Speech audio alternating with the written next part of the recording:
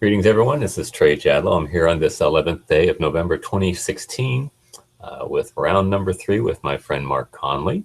I think he posted a video today or something and started a conversation and then asked if we could get together again, maybe a little change of topic. He asked if we could talk about the theory of evolution. And I said, sure.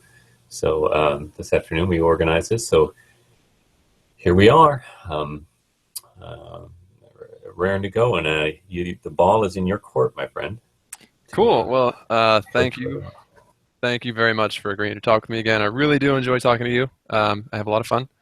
For some reason, even though I think everything you say is pretty much nonsense, I really enjoy hashing it out with you.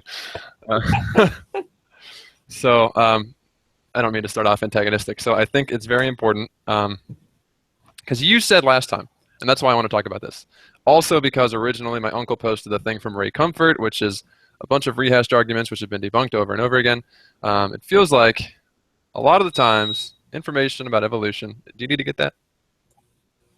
Not yet. No, it's just starting. Okay. I'm going to have to leave in 10 minutes. I told Mark that I've got a crown in the oven. I'll have to get out in a few minutes. But okay. Yeah, it seems like whenever there's a debate about evolution, information given out by atheists or just scientists or empiricists or whatever seems to bounce off a brick wall. None of it sticks, even though it's all available for you or others to look up. And then last time during the call, you said you think evolution is stupid. You actually said those exact words, and I didn't react at the time. And I repeated it a few times, I believe, if I remember. You did, yeah, several times. I don't know if you're just being inflammatory or what. No, I really believe it. I don't understand. We're living in the 21st century. We're not. We should have grown up past that, I think. Okay. Well, we're going to have to start there, I think. Can you, if you don't mind, in like 4 sentences or something, give me your understanding of the theory of evolution by natural selection? Sure. I'm going to type this up. Apologize. I can do it in one sentence. I think it's it's temporal descent with genetic modification, which is affected by natural selection, historical contingencies, and changing environments. Okay. Cool.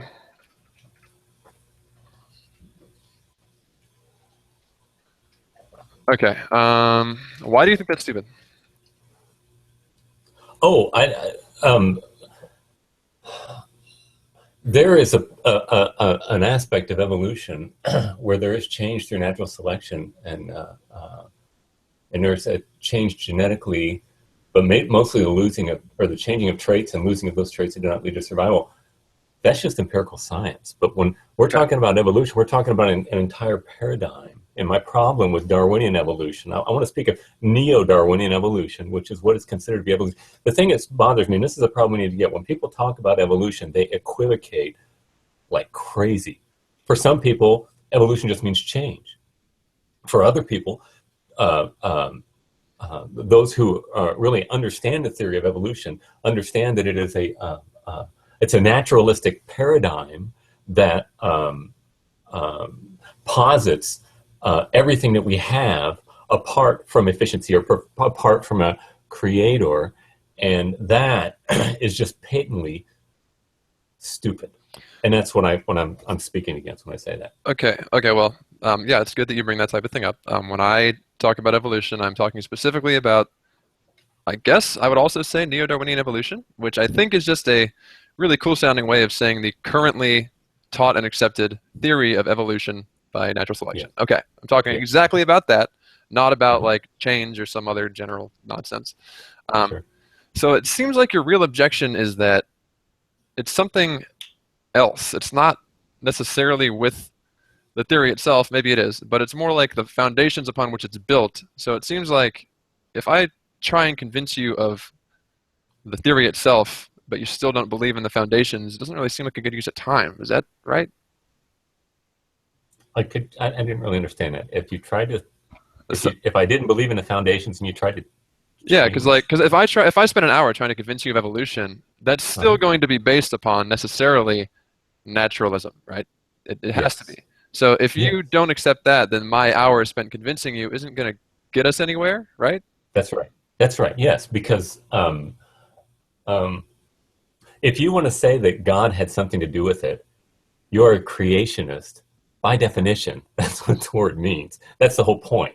And so if somebody says, well, I believe that God guided evolution, say they've Okay. common descent, they are by definition a form of creationist. True. They are not an evolutionist. But Okay? you can be both. But so like, what if? Not in the strict sense. In other words, this is where the game comes in with Richard Dawkins. With all the high priests of the movement, they know this and they play along with the game and they So act like what game are you talking about? Go ahead.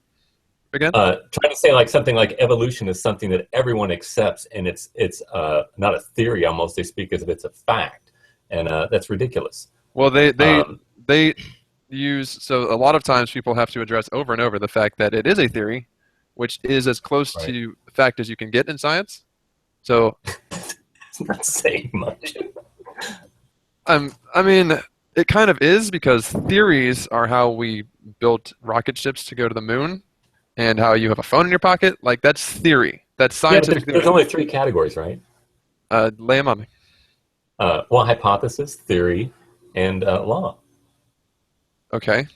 Right. So I mean, just a theory is just that something that you have taken a hypothesis and you have tried to disprove it, and once you cannot disprove it, then it becomes a law. It's not a matter of, well, things don't generally become laws. I don't even. A law of gravity is a theory. There's the theory of gravity. Yes, is a thing. The theory of gravity. Laws are just. I mean, if you're gonna, I think the way you're using a law is just like assumption, something that we scientists or humans assume to be true, which isn't quite accurate. There's a theory of gravity, which is by all observations been true. No one's ever Right. observed it to be not true. That's different from Right. saying it's something that is guaranteed to be true at all times, no matter what. That is a great point. But Okay. as with everything that we know as contingent creatures, we cannot say anything with absolute certainty. It's not Okay, possible. Only omniscience can do that. I agree with you 100%. Cool. But I mean, so it's not that you can't disprove it. That's not when something gets elevated to a theory. Something gets elevated to a theory when it is repeatedly comports with the evidence, with the available empirical evidence. That's what makes something a theory. Right. And It's not- how can you have a theory that is viable that relies upon efficientless creation? It's ridiculous. Because It's not something that's. I'm sorry. Well, so I don't know what How do you have exactly. teleology without a teleologer? We don't know we need teleology. What do you mean? Did you just mean to say that? Yeah. Well, so hold on. Let me make sure. Let me make sure. I'm gonna look up teleology real quick. I don't want to sound like a complete Sure. idiot. I spelled that so stupid. Okay, Google save me. Well, let me help you out. Well, let me say this: the evolutionists generally say they don't believe in teleology because that's going to be ultimate cause. They believe in teleonomy, which Right. is like a short-term goal. To me, it's tomato. It doesn't matter. I mean, you want to make it short-term, long-term. Doesn't matter. A rose by another does name matter. smells just as sweet. It's not a difference of short term and long term. It's so when you say teleology, what exactly do you think is missing with evolution that doesn't fulfill what you call teleology? Well, you just said there's no such thing as teleology. I said I didn't know if we needed that or if there is that. I didn't say there isn't. But what exactly is your objection? That there obviously is purpose in this universe in which we have, and to say So, that there is okay. purpose. That okay, go ahead. Define purpose. In what sense are you using the word purpose? Goal. That they're goals. Okay, that's just a synonym. I mean, so is it like, do we observe that there's some sort of cosmic scoreboard that hasn't like gone from 0 to 1, like we haven't fulfilled a purpose yet? Like, how did you decide there's a cosmic goal to anything? Because you just said that statement. What statement? How do you know that there is a goal? Did you have a goal in making that statement? Yes. So why do you think it's synonymous to say that I have a goal and the universe has a goal? Oh, so you can see that goals exist. I can see that. Yes, I have goals. I do not concede that there's a universal goal that we haven't met Okay, yet. all right. So you've established that teleology exists, right? That I mean, in my sense, sure. In Like, any sense, it exists, right? that's like saying I've conceded that feet exist, but I have not conceded at all that the universe has feet. Like this is yes, I conceded that, but it's a trivial concession. Okay, Yes. that's all I need. That's all I need. It's trivial, All I yeah. need is one single purpose, Okay. and your whole paradigm explodes to smithereens. Can you okay, please demonstrate that. I have no idea what you're doing. Okay. The purpose cannot arise unintentionally. You don't have unintentionality intending. Didn't we talk about this? Unintentionality We did. intending intention. You've never demonstrated that. You assert that a lot. That unintentionality cannot intend intention? Oh, yeah. Unintentionality can't intend anything. I agree with that. Sure. Okay. So how did intentionality come about? Unintentionally. Oh my What? goodness. What? Unintentionality. So you laugh at that because you think that's impossible. It's a violation of the law of identity. Unintentionality is not intentionality. We hashed this out last time. Coherent. We should we did okay. I remember how we talked about this last time. I don't see how that's a violation of the law of identity at all. Oh, go get that. Yeah, that's my thing. Hold on a second. I will hold our place.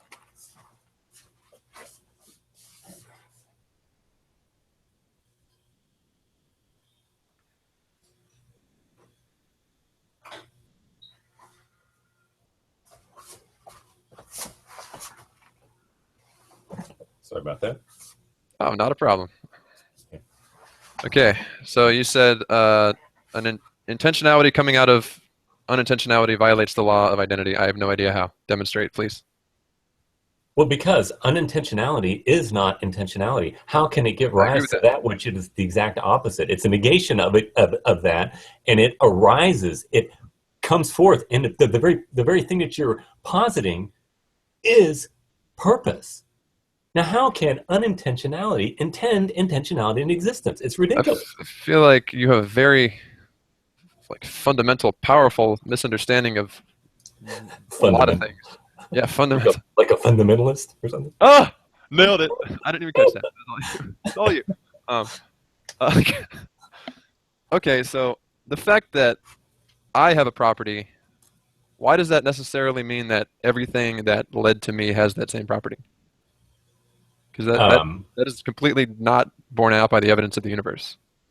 Say it again. I have a property, intentionality.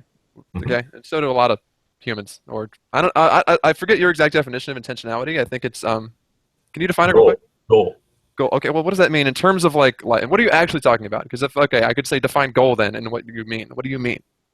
That that purpose. That there's such a thing as purpose. That there's something as value.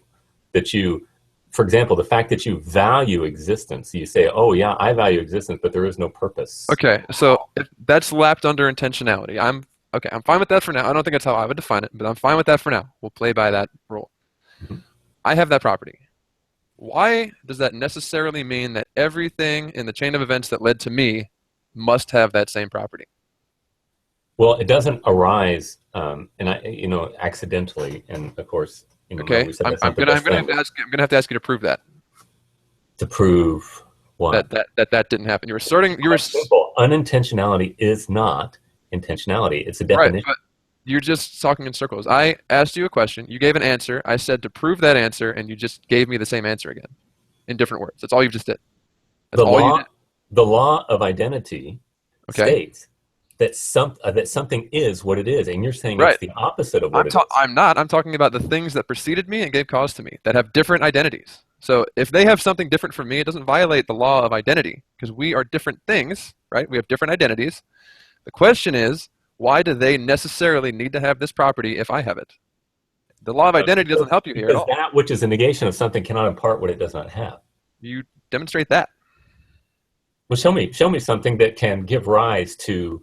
I don't need to do that to conclude that you can't demonstrate your claim because you're claiming impossibility.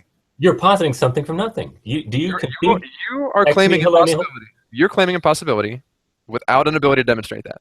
I am appealing to. Remember, always in our inquiry, we're going to have basic sense perception. We're going to have rational coherence, and I'm saying what you are positing is rationally incoherent, and you broke the first rule. How is that so? You violate the law of identity, which is law of non-contradiction. I've already said why that doesn't violate the law of identity. You just reject my explanation of why it doesn't. Then you just disagree with my explanation of why that doesn't violate the law of identity. To say that unintentionality is intentionality somehow my explanation it's not so. My explanation is that me and the things before me have different identities, so we can have different properties, right? That solves the law of identity. Done. I don't know. Right? You're saying that everything is unintentional. And okay. Somehow. No, I'm not. We're talking about one specific thing. No, everything. Just hold on. I think you keep jumping to big, vague statements, and that's really, I think, where we're getting lost. So let's go real one step at a time. We have a chain of creatures. They're all ancestors of each other, okay? Just like in the Bible, there's a bunch of begets. I love the word beget. Beget all down the page. Beget, beget, beget. So let's say we have creature A, beget creature C, beget, or A beget B, beget C, D, E, F, G, whatever, all the way up to Z. So we have A to Z. And in this chain of ancestors, let's say K. Animal K is the first one with intentionality, okay? Yes. Okay. And what comes before K? L? J, K? J. So J through A, not intentional. K through Z are intentional. That's fine. Right. K and L are different and have different identities. Right. I would be violating the law of identity if I said K had intentionality and did not have intentionality. That would violate the law of identity. Okay, so K turned into L in that it did not have it, and then it did have it, right? K was the first one, so it would be J was the last one with no intentionality. Oh, J and K. Okay. Yes, J and K. Sorry. So J was unintentional, and in K, or not unintentional by J. Sorry, not unintentional, but had no intentionality. I think you meant to say, right? No, unintentional and without intentionality doesn't matter. Just that property of purpose. Okay, so those are okay. That's if you want to treat those. I would have said unintentional would be like something that. Yeah, unintentional. Well, that's like something that happens on accident. I thought that would mean something different from something lacking like agency. Right? No. That's not. Remember, accidental means you meant something and it didn't go right. That's your definition. Fine, I don't agree with that. So that's not what I'm saying. Because it doesn't matter. I don't. Because it's the atheists that pointed that out, and I took the. I don't agree with all atheists, and they don't all agree with me. That's fine. I don't care. Anyway, so we're J and K. Okay. Okay. So I was clarifying a vocabulary term. Okay. So you said J is unintentional, and then go on. Hold on just a minute. Okay.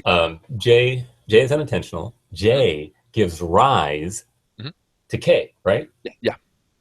Okay, so somewhere in that process, you've got to have something being and not being at the same time in the same relationship. J is not K. I don't understand. When it comes to intentionality, they're not the same thing. But you're saying that it gave rise to the negation gave rise to the positive, which it did not have. And in order to do that, it must have been intentional. I don't see why saying, there's a couple layers here. I don't see why saying J begat K implies that I ever said that J is the same as K. I never said J is the same as K. No, you didn't.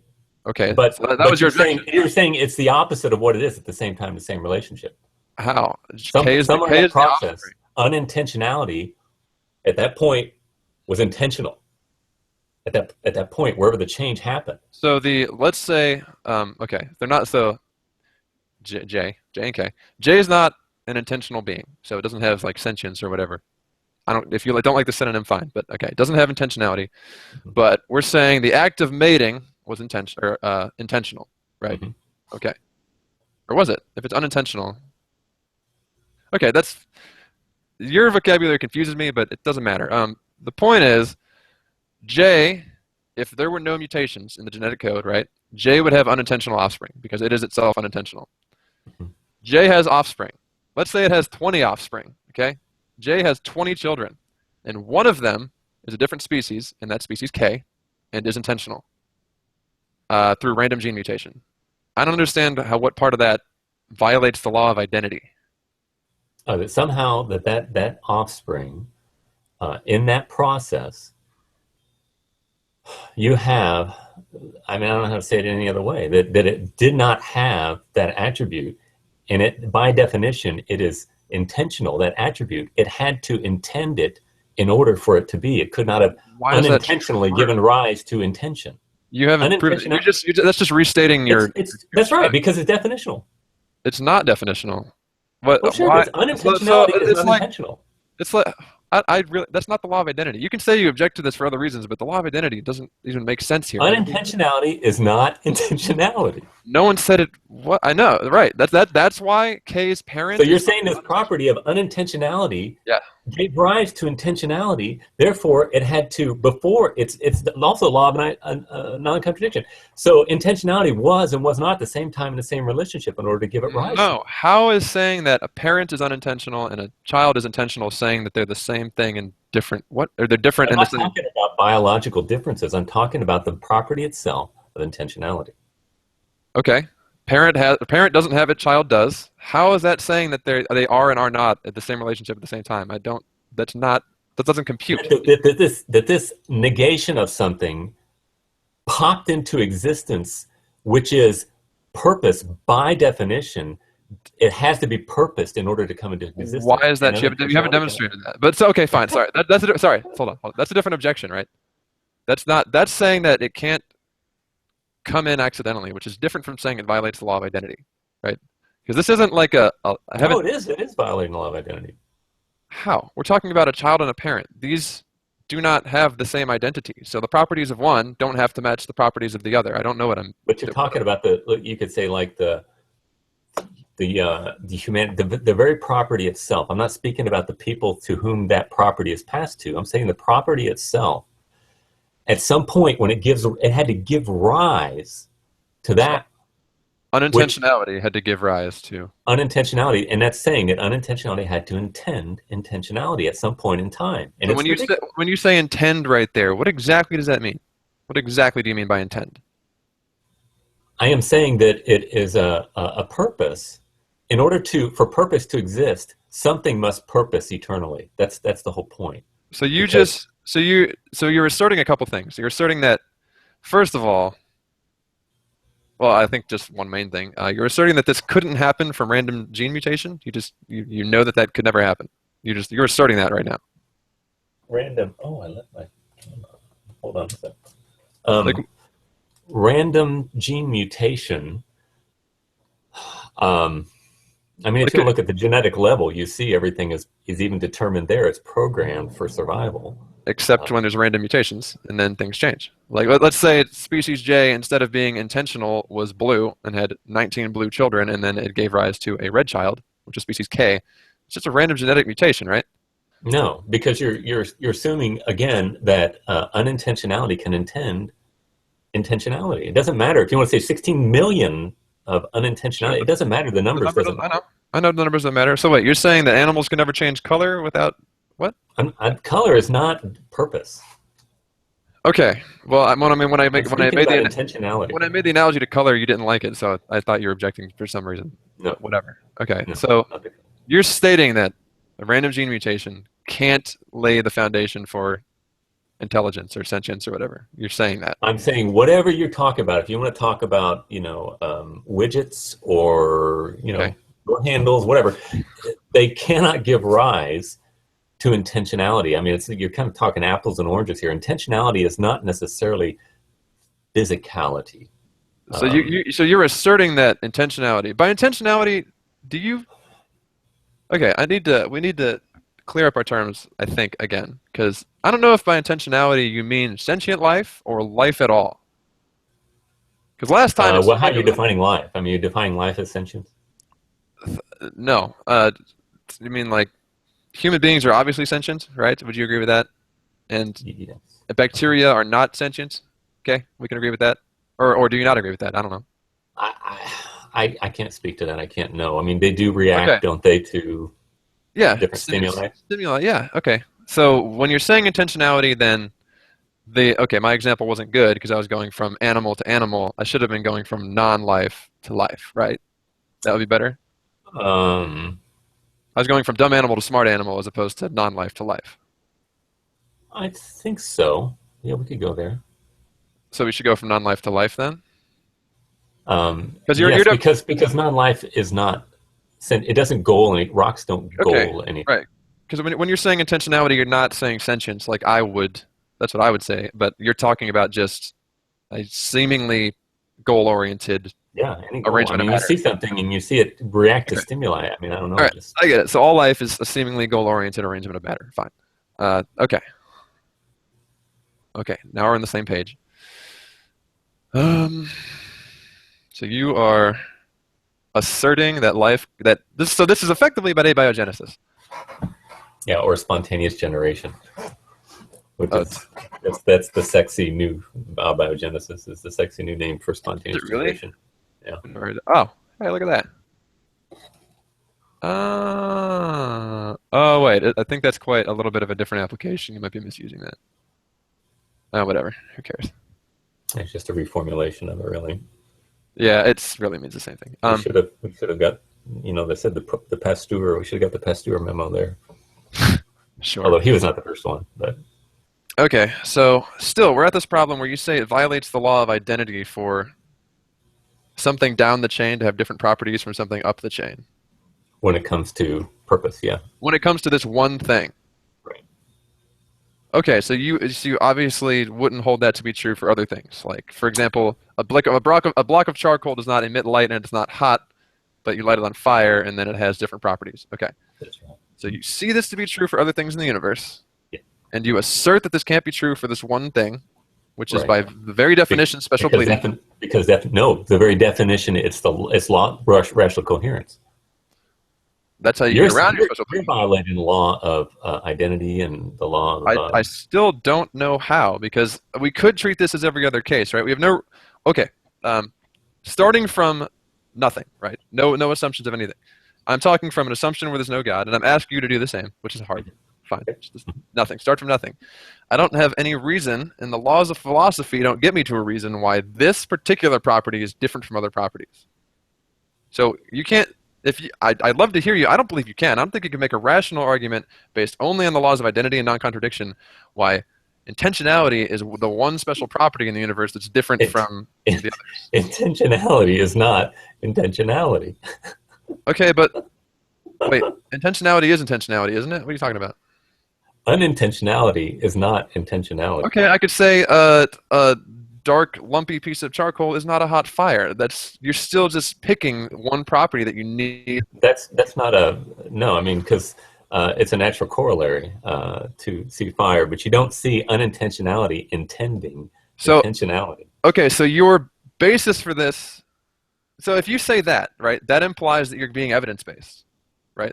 That's saying Everything I do is evidence-based. No, remember, sorry. So, pause. Empirical evidence-based, which is different from just philosophy. No, listen, my friend, every single relationship we have to this external world must be empirical. Now, we always have to remember that our senses fool us, and that we always have to make revisions, but it's the only thing we've got to connect to the world. So we've got, every statement I'm going to make. I even say my argument for the existence of God is an empirical argument. Okay, because so I have to start. Why did you just make a very unempirical statement? Of what? You said that unintentionality does not give rise to intentionality. Okay, give me your data. I know that I live in a world where there is goal. That's where I'm bringing in. Okay, that's not the question. The question is, you said that goal doesn't arrive from not goal, or to say intentionality doesn't arise from unintentionality. Demonstrate that empirically. Joe went in the room, and I'm not going to let him in yet. Who's Joe? I don't know Joe. Yeah, Joe. He's a good guy. And he's smart too. You don't have to try. I know you can't demonstrate this empirically. It's fine. I would have read the paper. It would have been in Nature if somebody had demonstrated this empirically. You can't. You're just asserting things. But the whole thing I'm saying is because I empirically know there's such a thing as goaling. And I can't make a purely rationalistic argument for anything because I've got to start with my empirical person, how I relate to the world. And I asked you, I said, do you goal something? That's a scientific empirical statement. And because of that, I say that unintentionality cannot intend intentionality. I don't have any idea how that conclusion followed from that premise. I have no idea how that happened. Okay. That wasn't empirical. You just said it. Sure. Again. No. Do you empirically know that goals exist? If you're talking about I don't want to put words in your mouth. Due to the fact that I believe I'm a sentient creature, yes. Okay, that's an empirical scientific statement, right? Yes. Okay, from there, I say that the law of identity says that it could not have arisen unintentionally because intention, by definition, intends. Yeah, but that doesn't. First of all, the law of identity has nothing to do with that still, because we're not saying something is and isn't in the same way, right? We haven't done that yet. But you want to say that we're talking about the properties of unintentionality and the reason you give involved intentionality. You said intentionality intends.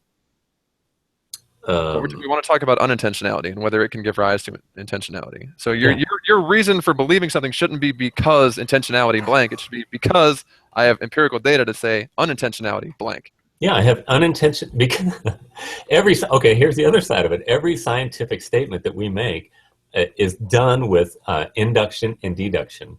In other words, we come to conclusions by logic. And so my logic tells me what you're saying is foolishness, therefore it's not scientific. My logic tells me what you're saying is foolishness, but that gets us nowhere. And the reason and the way people... Well, yeah, but you lose because you're being irrational. You're being irrational. Here's the thing. The way we get around these... Your mother wears army boots, I'm telling you. That's a good point. The way we get around these disputes in real science is by presenting data, empirical observation. And you haven't given me any. You haven't given me any. What do you know what empirical means? I need to ask the question. It's with your senses, and I sense that I know that there's intentionality. Verifiable by observation or experience rather than theory or pure logic. So, sorry, 5 points from Gryffindor. What you've given me is not empirical. I'm sorry. It's not empirical that you are an intentional creature? No, that you haven't given me a single piece of empirical evidence for saying that unintentionality cannot bring about intention. Do you concede that you know that intention exists through empiricism? Okay, yes. Okay. Now, is it possible for intentionality to be intended unintentionally? It's a really simple argument. Intentionality to come about? Or unintentionally. No, you said, is it possible for intentionality to be intended unintentionally?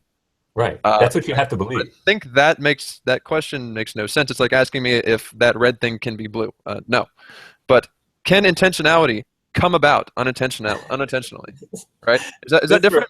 Hold on, wait. Okay. Pause. Just to clear up the terms. Is that a different question from how you define things? That intentionality can B come about from A, or can can A intend B unintentionally, and can B come about from A unintentionally? Are those different questions? Can you say it again? Can A intend B unintentionally, right? Or can B come about from A unintentionally? Are those different questions? Yes, same thing. How is it the same thing?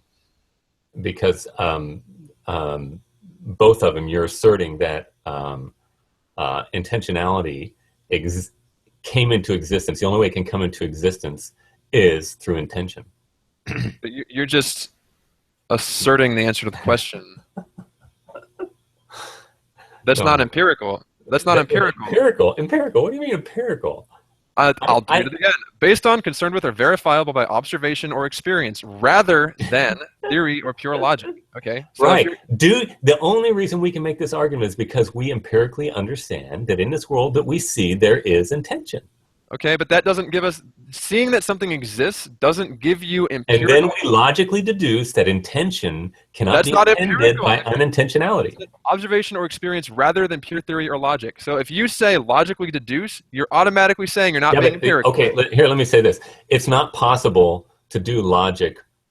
In my view, maybe you can prove me wrong. It's not possible to do logic without empirical, because we've got to be connected to this world in order to do it. I got to know that I exist. Empirical. Okay, then you don't understand what empirical means. Like it means. I want you to demonstrate how you can do logic without empiricism. You can't. That's fine. I agree with you there. Okay, then your definition fails. The one you just read. Sorry. Logic without empiricism. Pure theory or pure logic? Yeah, you can do that. You can do pure theory or pure logic without empiricism, or by theory, I mean the layman's term in this case. In a very base sense, you can't, because you got to start with yourself. You got to start with the world in which we're interacting with. That's fair. So yeah, the definition is a little flawed, but empirical means like measurements and repeated observations and lots of data. Right? And I know that there's intention over and over and over. Do you not understand the difference between like reading a temperature thermometer and just appealing to the law of identity over and over? Like those are different types of data. Do you agree? Yes, but you cannot know that fine. But as long as you recognize those are different, then you agree with me. Sure, but they're necessarily wedded, and you can't do one without the other. Yeah, we can't do science without the logic. I'm going to agree with you for sure. Okay, but the point remains: you haven't given me any sort of empirical data to justify your statements. I don't know what else you want me to do. I mean, I have. I over and over. My point is, I can't prove you're wrong. Sure, you can. You can use logic with my data, which is that you've conceded that purpose exists. I don't have to do that. Lost when you do that. I don't have to prove you wrong. My only point is you have done 0% of the legwork to demonstrate that you're right. Well, what do you want to do? You want to do like 10 jumping jacks? That'd be okay, or what? I mean, no. The only rational thing for you to do would be to take the one intellectually honest position and say, I don't know, which is what I do. No, you guys are a bunch of lame ducks. Rather than give an answer or to search things out, you want to say, oh, why? Okay. It's so noble to say, I don't know. But it's not noble to say, I don't know when you have an answer. We're constantly searching things out. And it is more noble to say, I don't know when you have a wrong answer. That's true. What are you talking about? Okay, yeah. So just having an answer means nothing. It has to be demonstrable. And you have done none of the work to demonstrate it. No, not empirically. Just by waving your hand. Would understand this. Then you need to find smarter children. I'm sorry. Okay, we're like you still are asserting something without any reason to believe it's true. And I'm not saying that I know you're wrong. I'm saying that you haven't proven yourself right. You haven't at all. You're saying intentionality, life. You're saying it can't come about from unintentionality, right? And you just say the law of identity, but I don't see the problem. That doesn't prove anything. Okay, so but you concede that intention exists, right? Yeah, but that's not one of the premises leading to your conclusion. That's like a basic tenet of us even being here. We could say intention exists. Intention requires intentionality. Do not agree. Demonstrate number 2, please. Because unintentionality cannot intend intentionality into existence. Demonstrate that. Demonstrate that. Can you? Yeah, I just did. How? Unintentionality, it's a law of identity. Unintentionality is not intentionality. That's not the law of identity. What? We're talking about the lump of charcoal in the fire. And you picked, this is special pleading. You picked the one property, intentionality. I don't understand why you'd pick that of all things. Like, it speaks to a profound arrogance that you think that one property is special enough. Not like a personal arrogance, but the theist position in general. You think the one property that we have that makes us special is like the one in the universe that needs to have some extra set of parameters to prove it, right? It's just weird. Like you hold this one property to a different standard than any other property you could observe. Well, I mean, if you can give me some other property that I can't, because we agree on how to examine every other property. We agree on that. But this is the one where you pick some special set of circumstances that you need to have to just hand wave away that it's that. Because okay, Mark, the idea of intention or purpose is necessarily linked to personhood. Would you agree to that? Intentionality? Intentionality is a function of personhood. No, because it depends. Don't switch definitions on me, because we said a bacterium has intentionality before. That's what we agreed on, and there's no personhood of the bacterium. How do you know? I don't know, but empirically, as far as we can tell, there's no personhood of the bacterium. Do bacteriums have goals?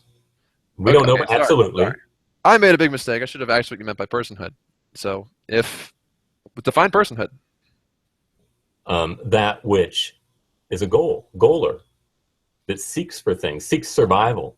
Okay, I would personally put a lot more in the definition of personhood, but if you want to work with that one, then yes, a bacterium has personhood. I can work with this definition. So goal or intentionality is necessarily linked to personhood.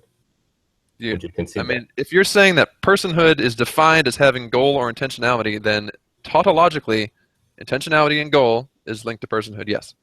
Okay. Duh. So how can non-personhood lead to personhood? All we've done is make the same. You could ask the same question about intentionality. You just swapped out a synonym, basically. Yeah, I'm just trying to see how else we could look at this and maybe. Okay, all right. I'll appreciate that then. It's through abiogenesis. I don't know. Okay. Well, that's just that's something from nothing. That's what. It's not something from nothing. It's something with different properties from something, right? It's one thing begetting something with different properties. Unintentionality is intending intentionality. By intended, you really just mean happened, right? Is that what you mean? No. I mean goal. Yeah, No, goals okay, do not okay, exist okay. by So accident. if you say unintentionality, intended intentionality, with the word intended, the middle word, there's three words: unintentionality, intended, intentionality. Okay, Mhm. what does that middle word mean? It means that your view is contradictory and foolish. No, no. I just want you to define it as you're using it. I just want to know what I'm even addressing. Um, Desired unintentionality had to desire to intend, but it by definition is not. The law of identity says that it's not. So it can't do So, that. That's why so it's a foolish statement. do you? I'm not asking. Might sound like a leading question, right? It's not a leading question. It's not about evolution, right? It's about do you believe in radioactive decay? Like, do you know what it is? Like how like uranium will split apart. Okay. Yes. Uh-huh. Do you understand that this is a purely random event, as far as we can tell? There may be hidden variables, but to the best of our measurements, this is purely random, right? And it How do just you know happened. that? I don't know that, but right, there could be hidden variables judging or governing it. But as far as we've ever been able to observe, it's random, right? Hmm. Even if it wasn't random, who cares? Um, it appears random, and that would be what matters for this case. It's like sitting here listening to your objection, right? It's like you're objecting that. It's like you're saying that the in order for the uranium atom to split in two, it has to want to do that. But really, I'm not saying that at all. All I'm saying Not is really. I Not observe necessarily. that it happens, and it could just be a random event that happens. No, you're saying then, therefore, that everything necessarily has personhood. I'm not saying that. I'm saying I you roll didn't. the ball down the. I didn't say Well, you're that. What? saying you're right. Uranium, right? So uranium splits. It's a thing that happens. Like there's a uranium atom sitting on a table, right? We don't know how long it'll take to happen, but at some point it'll go bump, and that's it. I'm not saying that the uranium intended to split, or that there was any greater purpose or goal to it splitting, or that it was something even that anyone could have predicted. It just happened, right? There's no intentionality with that action. In the same sense, life or non-life could have given rise to life, and I'm not. When I say that, I'm not saying there's any sort of intentionality or goal or purpose there. It could have just happened. Okay. Yeah, and so what I'm saying is the uranium splitting or decaying is not. There's no value judgment there, but there is a value judgment with us. That's why it's a different category. In other words, when You somebody dies, you are say, "Oh, asserting that's a different category, and I don't know why. Like when the first puddle of goo became the first bacterium, it can make a well, value from your judgment for. perspective, if from your perspective, as you are the observer of that, and insofar as it causes a damage to the sanctity of existence, you don't value it. But Damage. Wait, no. I mean, there's like it can make value judgments for its own survival. I'm agreeing with you, but I don't see why you'd say that's a special category. There's no reason to assume that. You assert that. Why is a so value? you're saying that your value in life is no different than uranium decay? No, it's no different from the bacteriums. Would be a better comparison. Okay, well then there's a different category.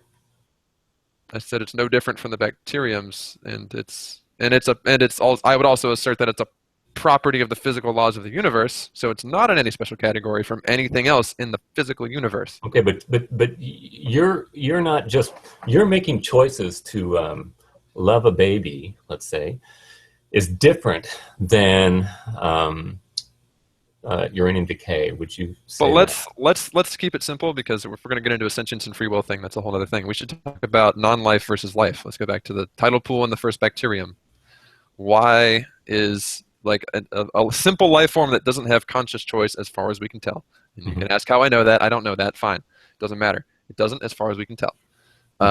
Why you just assert that its value judgment of self-preservation is a special category, and I have no reason to accept that. Sure. Well, yeah, you do because um, it says that something is important.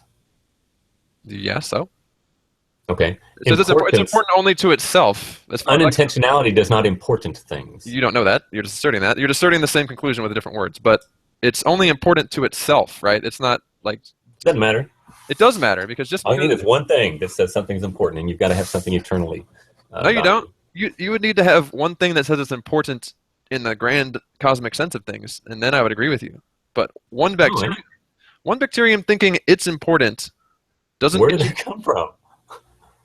It's just like the uranium splitting. It just happened. No, it's not like the uranium splitting. You were asserting It's not. valuing thing. It's saying something is good, something is Yeah, important. but Life is special. that's the one thing, the valuing thing, that you say couldn't have happened randomly, and you're putting it in the special category of things that couldn't have happened randomly that you assert to know that, and you have not Right. demonstrated that at all.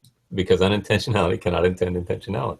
I'm just asking you to demonstrate why A equals B, and you're saying, oh, because A equals B. Well, that's cool. No, Thanks. not what I'm doing it. I'm appealing to law of non-contradiction, law of identity. Yeah, but you haven't demonstrated how those prove your point. You're just saying the same thing. I demonstrate it over and over and over. It's very simple definitional category. But the law of identity doesn't even apply. We're talking about Sure it does. lipoproteins and whatever, and amino acids in the tidal pool. That are unintentional, right? Sure. Okay.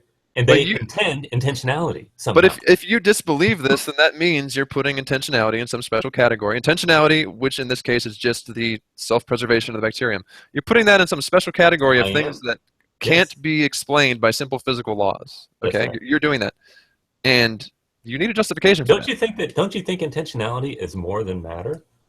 No, not at all. Okay, so how do you justify culpability? So this is why I said we should stick to one thing at a time, right? I guess these are related. Very much so. So simple life, as far as we can tell, is just like bacteria. I think determinism is silly. Hard determinism. I mean, that's essentially just saying. I haven't read all the philosophy on determinism. I think that's essentially saying you believe you have a soul. That's all you're saying, right? That's pretty much the same thing. Yeah, so that's fine. But a bacterium doesn't. And it doesn't have sentience either. So a bacterium is a collection of atoms. Atoms interact with the physical world. We know how that happens. They interact through predictable, explainable forces governed by physical phenomena. And there is no reason that's been demonstrated that putting these atoms together in a special arrangement means they get treated by a different set of rules. Well, that's what you're saying. The bacterium seems to want to value its existence, preserve itself.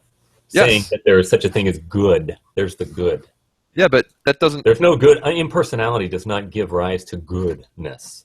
I'm not saying there is universal goodness. I'm not saying that's needed for me or for the bacterium. Well, the bacterium there is universal goodness. That's how you live every day of your life. I don't believe that's universal goodness. I believe that's my goodness. Oh, so goodness is just something that you just make up that nobody else participates in? I never said that. Okay. My goodness agrees with a lot of other people's goodness. So for you, right and wrong is just the strong ruling the weak with their personal preferences, right? That is absolutely not correct. Oh, well, what is this standard that everyone should obey? Personal preference. That everyone should obey? I mean, yeah. Okay, hold on. We need to focus. Let's go back. So you say, again, I think you keep running away from these things because you can't demonstrate them. I think somebody's projecting here. I'm not trying to demonstrate things. I'm asking for demonstrations. This is very different. Bacterium, okay? Tidal pool is full of the components of life, we think, right? Amino acids, proteins, whatever. I don't know what's in there. No one knows what's in there. Probably scum. Who knows? Those atoms making those molecules are governed by physical laws, as far as we can tell. Very predictable. They interact with each other via forces that are predictable and measurable and known. And you're saying that somehow, because those same atoms, those exact same things, okay, by the law of identity, carbon atom is a carbon atom, it comes together to form bacteria, and suddenly the rules governing those atoms are different. That's what you're saying. No, that's what you're saying. I never said that. You're saying something magical happens where unintentionality gives rise to intentionality. I'm saying intentionality is just a component of the arrangement of those atoms and the physical rules. Oh, that's just something you're asserting. Again, you need to demonstrate to me. Again, that's why you don't want to answer the question about judging and the moral imperative, because you know it's not true that people are completely determined. You know that people have choice. You're asserting that physical atoms can't give intentionality, that they can't have a sense of self-preservation. Okay, you can't demonstrate that. Fine. You can say that all you want. I'm saying if it's unintentional, I certainly can, because unintentionality is not intentionality. Yeah, all you're doing is you're saying A equals B because you're just giving me a just so story. I'm saying you can't demonstrate your story. That's all I'm doing. I appeal to the law of non-contradiction, law of identity. Yeah, you're saying A equals B because A equals B. That's all you've said so far. No, because you can't demonstrate why those prove. Why? No, because A does not have the capacity to give rise to B, because by definition it must have the capacity that it has before it is. You don't know that. You're just asserting that. No, you don't. That's logical. The crux of your argument is you're stating that the atoms in a bacterium behave differently than atoms on their own. Like they have different. You're assuming that atoms somehow give rise to personhood or to give rise to. I'm assuming nothing. We observe that life is made of atoms. Okay, so where have you observed personhood or purpose coming out of unintentionality? You're just assuming that. Well, I'm logicking it. You're assuming it. Because evolution tells you so. If you're asking me how I've observed abiogenesis, I haven't. But I have observed that life is made of atoms, and atoms behave very predictably. They do that. We pretty much have nailed that one down, hopefully. You're saying there's something special that's also needed for those atoms to behave the way atoms behave because they're in a bacterium. That's what you were saying. No, I would not. I'm saying that that's not necessary because it could have happened naturally. Atoms are atoms, doesn't matter where they are. You're saying it couldn't have happened naturally. So even though we observed the exact same atoms in the life, it needed something else. You're saying it needs something else. So what you're doing is you're assuming, this is the whole thing. This is why I always appeal to efficient cause. I assume nothing. When you say natural, when you say natural, you're assuming no efficiency. I'm assuming just that. You need to prove that. I don't. You need to prove that there is efficiency. I'm assuming neither yes or no. No. You're saying efficiency exists, and I'm saying you need to justify it. And all you're doing is saying, it just happened, and you need to prove somehow that I'm wrong in saying that inefficiency can give a rise to efficiency, and it's ridiculous. You're the one that has a burden of proof, not me. No, I'm not. I'm saying I assume nothing. I don't assume there's efficiency or inefficiency anywhere. All I've assumed is. You said efficiency is purpose. It's efficient cause is that which. What I said is the laws of the universe govern how atoms behave, right? And I'm fine from not assume. I operate naturalistically because I don't assume that there is or is not an efficient creator, right? I have to. If I assume neither, I have to operate naturalistically. That's the only option left. Yeah, but you can't. Yeah, but I've already demonstrated that you cannot have contingent existence without self-existence. So you got to start with what's rationally coherent.